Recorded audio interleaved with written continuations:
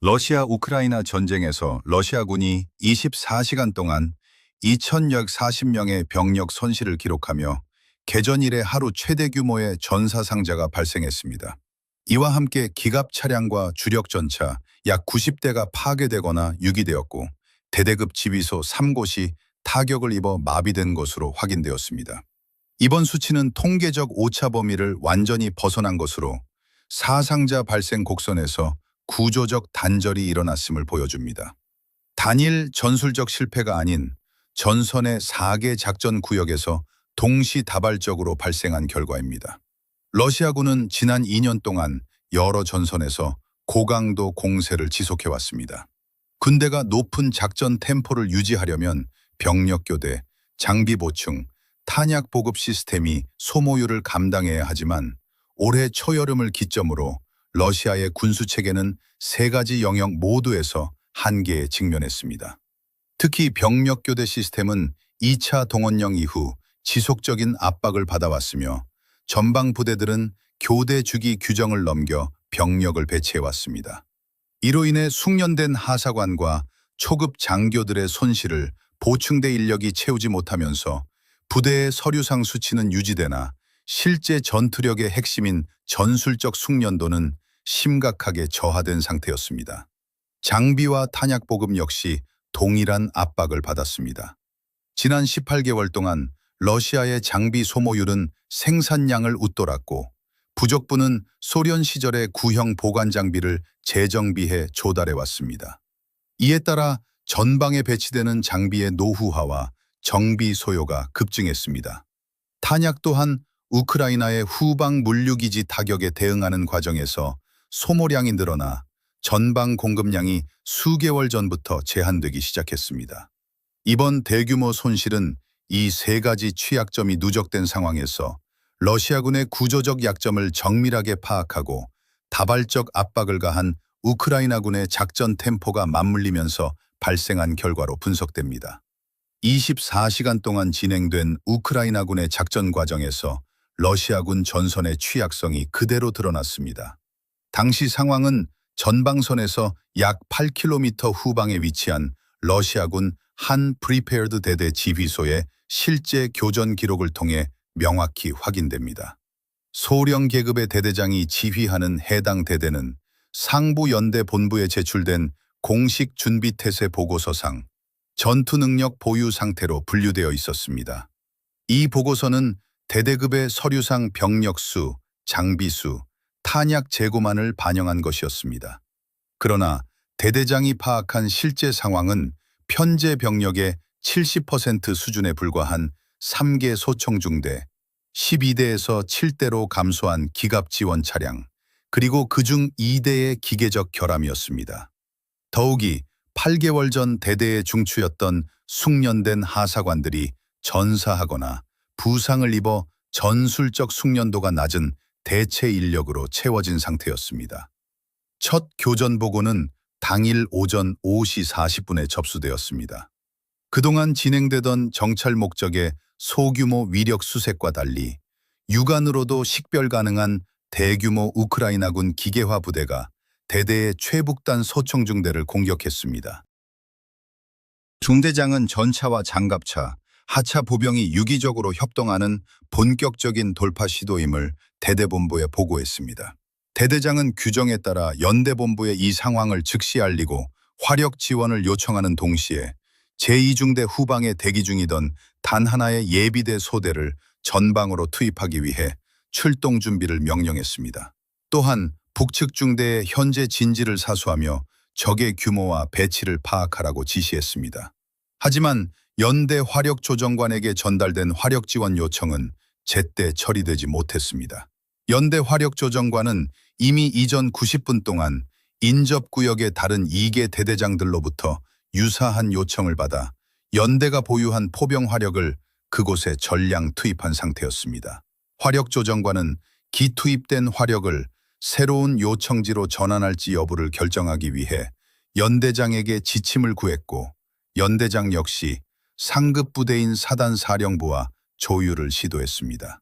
정상적인 상황이라면 10분에서 15분 내에 해결되었을 이 지휘 계통의 의사결정은 전선의 다발적인 지원 요청으로 인해 마비 상태에 빠졌습니다.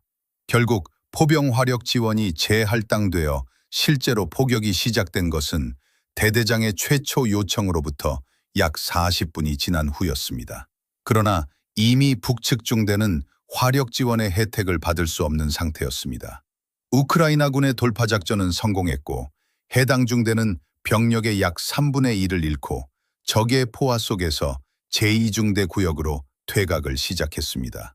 대대장이 20분 전에 투입했던 예비대 소대 역시 이동 과정에서 우크라이나군의 드론 공격을 받아 지정진지에 도달하기도 전에 보유 차량 3대 중 2대가 파괴되었습니다. 포병 화력이 최종적으로 전선에 투입되었을 때 포탄은 이미 돌파구를 지나 전진 중이던 우크라이나군 선두부대의 후방에 낙하했습니다. 표적 좌표가 이미 15분 전에 낡은 상황 정보에 기반했기 때문에 우크라이나군의 전진을 저지하는 억제 효과는 미미했습니다. 이 교전 상황은 특정 부대의 지휘관이나 병사들의 무능함 때문에 발생한 것이 아닙니다. 대대장은 규정대로 행동했으나 본인이 철회하지도 않았고 수정할 권한도 없었던 부대의 구조적 결함이 발목을 잡았습니다.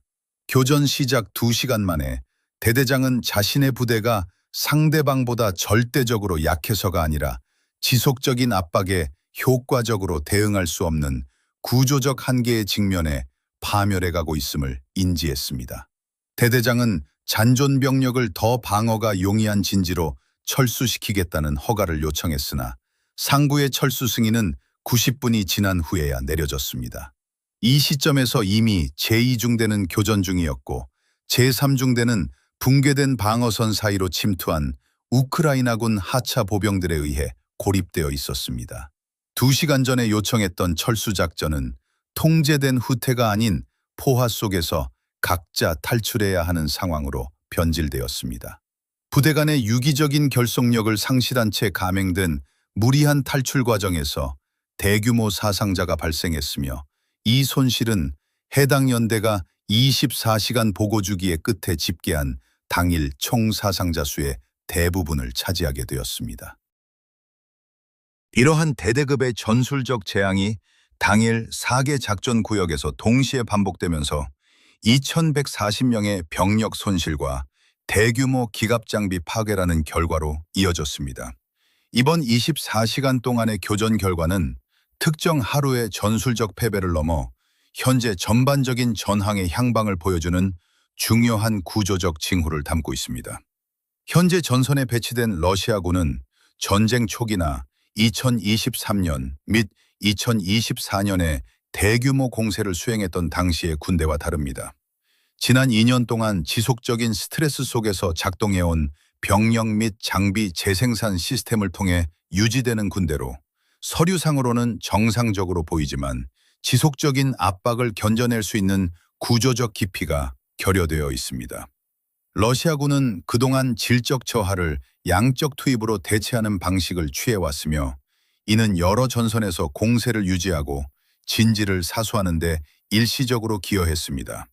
하지만 군대의 취약성은 점차 심화되었고 단순히 정량화하기 쉬운 지표들만 측정하는 준비태세 보고 시스템으로 인해 이러한 약점은 감춰져 왔습니다.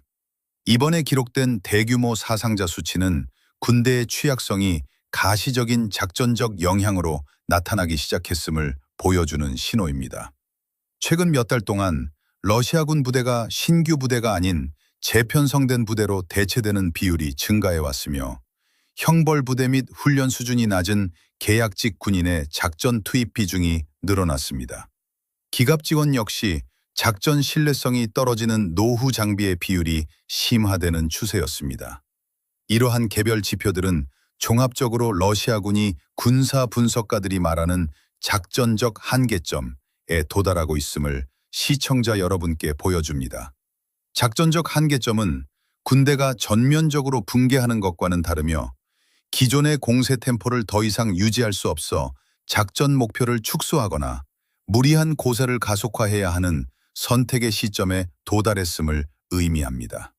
그동안 러시아 지휘부는 공세 모멘텀의 유지를 우선시하여 후자의 선택을 반복해왔으며 이에 따라 앞으로도 유사한 대규모 손실 사건이 더 자주 발생할 가능성이 높습니다.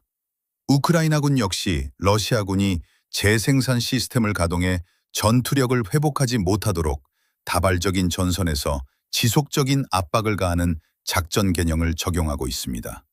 이번에 심각한 타격을 입은 러시아군 부대들은 단기간 내에 의미 있는 수준으로 재건되기 어려울 것으로 보입니다.